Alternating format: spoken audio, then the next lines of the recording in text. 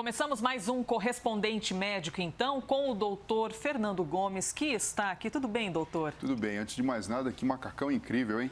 Gente, olha só um elogio para esse macacão. Eu já ouvi tanta coisa aqui, doutor. Inclusive, bom, daqui a pouco com o Rafael Colombo a gente conversa sobre isso, viu? Mas obrigada, muito obrigada por essas palavras. Vamos lá, então, para mais um correspondente médico. Doutor, quem está nos assistindo pode mandar perguntas, pode mandar comentários e tudo mais, correto? O senhor está pronto para respondê-los. Exatamente. É um prazer estar aqui junto com vocês e sanar todas as dúvidas. Hashtag correspondente médico. Esse é o nosso endereço. Você já sabe que pode perguntar tudo e eu compartilho aqui com o doutor por meio do Twitter, que eu já estou atenta. Muito bem, o nosso primeiro tema de hoje é o Remdesivir. Esse nome já é familiar, porque nós já falamos aqui, inclusive, dele. Lembra que a gente falou sobre essa medicação, que a fabricante do Remdesivir anunciou que a FDA, que equivale à Anvisa nos Estados Unidos, tinha aprovado a medicação para o tratamento de infecções da Covid. Inclusive, o presidente Donald Trump usou o Remdesivir no tratamento dele quando pegou a Covid-19. Mas veja só, qual informação nós temos agora que nos causa até uma confusão e é bom que a gente possa esclarecer com o doutor. A Organização Mundial da Saúde anunciou que o medicamento não é recomendado.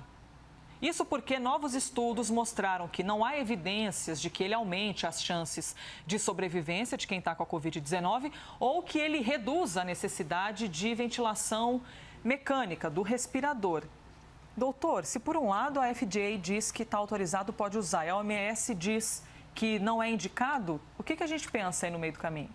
Elisa, a gente percebe que existem diversos caminhos que podem ser utilizados para se tratar o coronavírus e que nem todos eles, obviamente, vão ter números expressivos em termos de resultado. Resultado, entenda, diminuição de tempo de internação, diminuição da necessidade de um suporte intensivo maior, quer seja, por exemplo, um ventilador mecânico, quer seja um tempo maior de permanência na terapia intensiva e até mesmo o desfecho mais preocupante, que é a evolução para o óbito.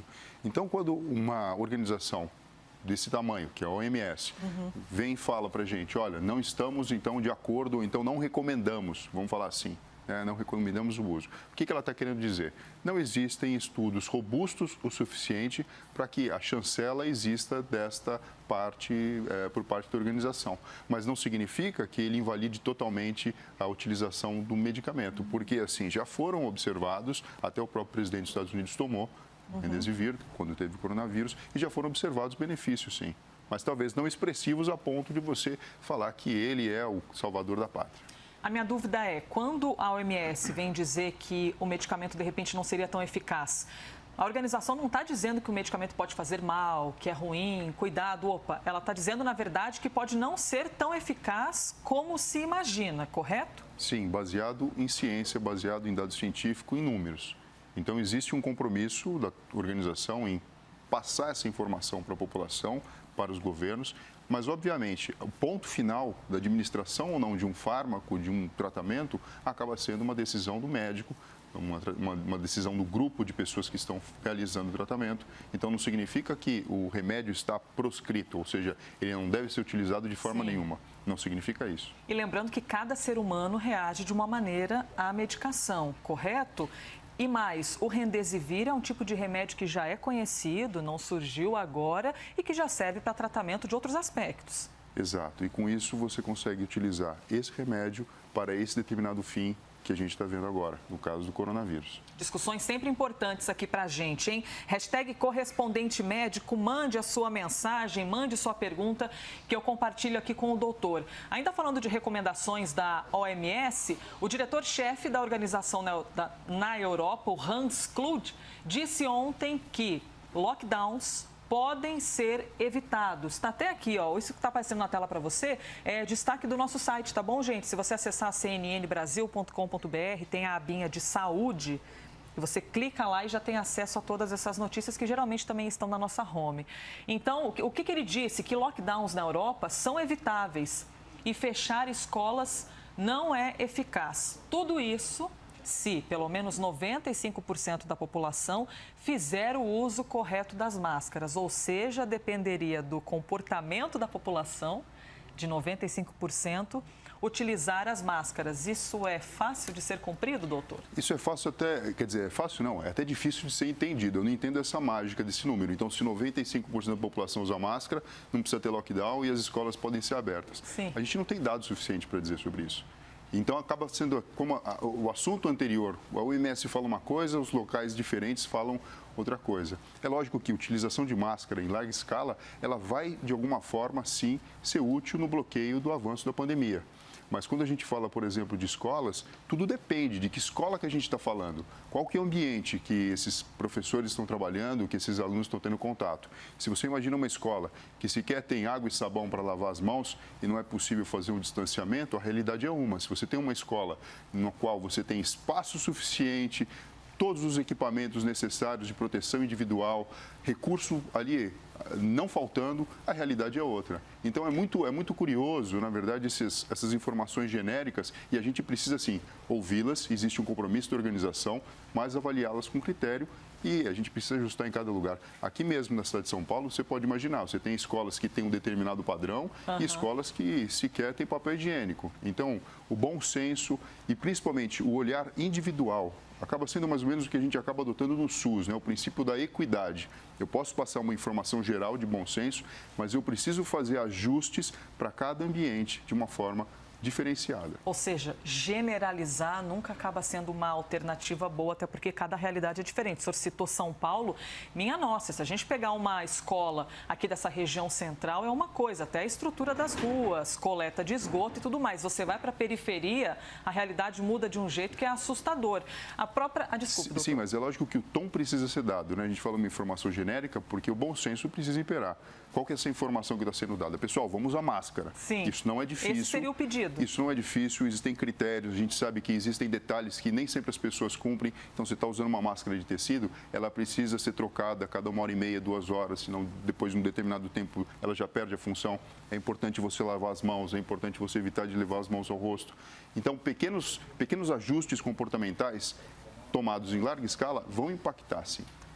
Se as pessoas seguirem, né, doutor? Por isso esse posicionamento de que se as pessoas seguirem as regras, usarem as máscaras, não é preciso colocar as escolas no meio desse lockdown na Europa. Aqui em São Paulo, essa discussão também é grande. Bom, a gente tem visto no Brasil aumentarem novamente as notícias a respeito da Covid-19. O governo de São Paulo anunciou que vai publicar um decreto determinando que os hospitais não desmontem leitos de Covid-19 e que não agendem novas cirurgias eletivas. Essa medida é por causa de um novo aumento de casos e internações em hospitais do estado. No começo da pandemia, até interessante a gente lembrar que redes pública e particular se mobilizaram para criar novos leitos e dar conta de toda a demanda, além dos hospitais de campanha, que nós vimos serem montados e também desmontados. Aí, doutor, eu te pergunto o seguinte, quando nós vimos o último paciente sair de um hospital de campanha, desmontarem a estrutura, isso acaba trazendo um sentimento de que ao menos a gravidade no número de casos estava passando um pouco. E agora, com esse anúncio do governo do estado de não desmontar leitos de Covid, nos traz um alerta, correto? Ou seja, algo não vai bem. Sim, mais do que isso, né? A necessidade de um ajuste e de uma vigilância contínua. É lógico que se você não precisa de leitos para esse determinado fim, você então, vamos falar entre aspas, flexibiliza e desvia o seu olhar para outra situação. Eu também acho interessante essa questão de a gente fazer esse olhar não mensalmente, né, mas quinzenalmente. Se a gente sabe que a biologia da doença, ela tem essa questão, até mesmo da quarentena envolvida do período de 14 dias, precisamos ficar atento, né? Tivemos as eleições, a gente conversou sobre isso. O que vai acontecer se de repente isso foi um ponto de fragilidade? 15 dias a partir do domingo da eleição, então, por exemplo. seria agora no começo de dezembro. Então, vamos ficar de olho. E esse ajuste, ele precisa acontecer. Porque, por mais que a gente faça um ajuste rápido, ele não é rápido o suficiente. A gente sempre vai estar vendo algo que aconteceu 2 semanas depois. Então, a gente precisa ter a cabeça aberta, né? E eu acho que medidas como essa, na verdade, de saúde pública, desse entendimento, do gerenciamento de leitos, é importante. E talvez, enquanto a gente não tenha aí a vacina eficiente sendo aplicada, um tratamento que seja eficaz e o controle dessa situação da própria pandemia, talvez a gente viva essa situação com bom senso. Então, muito mais do que simplesmente um ajuste comportamental de cada indivíduo, talvez a gente precise ter a mente aberta que o ajuste em relação à saúde pública vai precisar acontecer de uma forma muito mais de perto do que vem acontecendo ultimamente. Doutor, já que a gente está falando de cirurgia eletiva, eu gostaria que o senhor nos esclarecesse também quais casos, quais cirurgias estão dentro desse grupo de cirurgia eletiva e mais.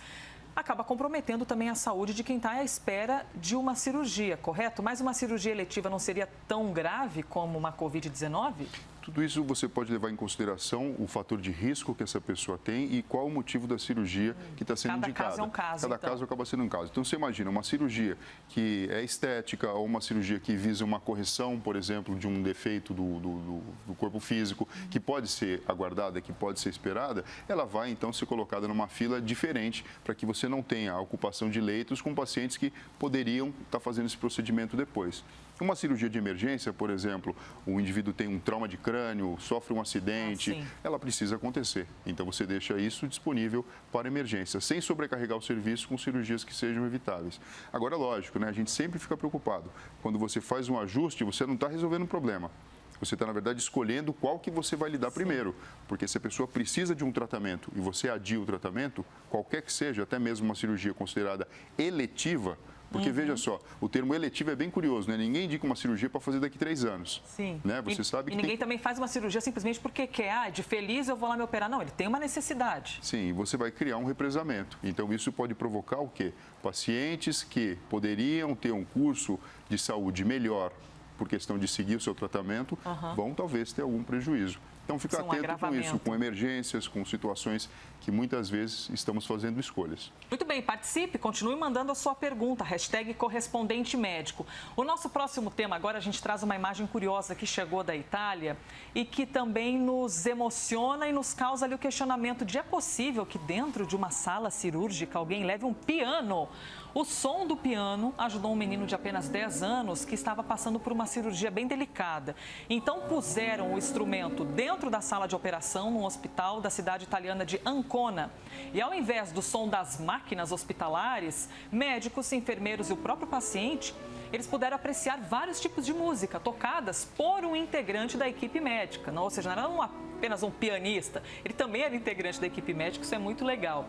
Então, eles monitoraram a atividade cerebral dessa criança que estava sendo operada e perceberam, veja só isso que surpreende, mudanças em momentos em que a música parava de tocar ou voltava a ser tocada.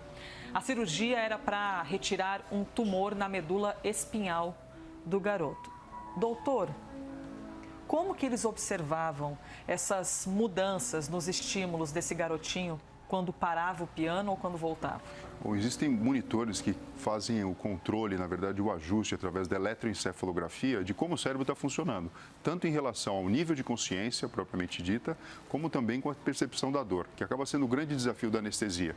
Você quer que a pessoa ela durma, ela entre num processo hipnótico e também que ela não sinta dor, para que o procedimento seja feito de forma adequada e a pessoa não tenha traumas e possa carregar com ela uma vivência desagradável por conta da cirurgia. Então você imagina, a música entra através do aparelho auditivo, no lobo temporal, que é essa região mais lateral do crânio, logo acima da orelha, aqui. Esse estímulo elétrico ele é transformado no que a gente chama do entendimento do som e, portanto, da música, pegando o lobo temporal direito e esquerdo, e então o sistema límbico, que é a parte emocional do cérebro, é acionada. Aqui para cima. Mais para dentro, mais para dentro. São diversas estruturas que se conversam e podem dar uma sensação de relaxamento, de tranquilidade, de paz, de harmonia e, mais ainda, podem ajudar no processo da percepção da dor e da analgesia. Pois é, e como seria isso? Como é que vocês, eu já pergunto diretamente para o doutor, até porque é um neurocirurgião, como é que vocês conseguem perceber que, opa, aqui algo parou de se movimentar, aqui paramos de ter um estímulo?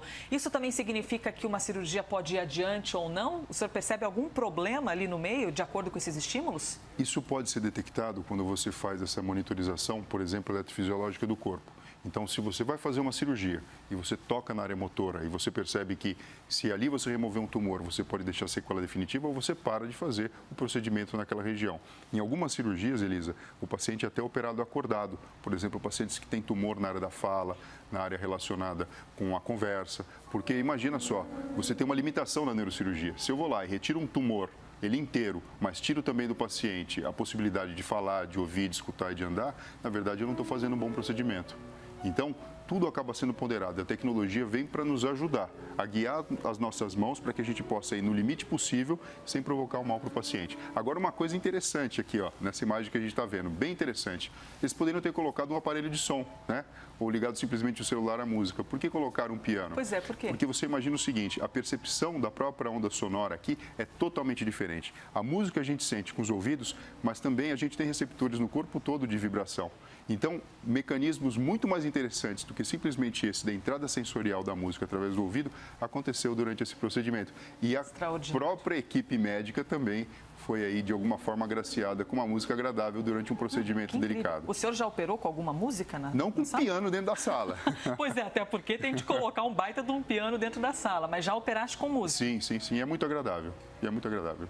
E quando se opera, já vem várias perguntas aqui na minha cabeça. Quando opera a cabeça de alguém, é possível que essa pessoa esteja acordada ou não? Ela está sempre apagada, assim, digamos, Elisa, pela anestesia? O que tem de interessante, olha só, o cérebro propriamente dito, ele não tem terminação nervosa para dor. Então, é possível você manipular o tecido cerebral sem o paciente sentir dor. Então, você imagina o seguinte, você faz uma anestesia local no couro cabeludo, no crânio, faz o acesso e em algumas situações, como eu falei, isso acaba acontecendo. Você não quer que o paciente saia com sequela. Então, durante o próprio procedimento, você pode abordar o paciente, você pode conversar com o paciente. Se o paciente é músico, por exemplo, você pode pedir que ele continue cantando enquanto você está fazendo o procedimento.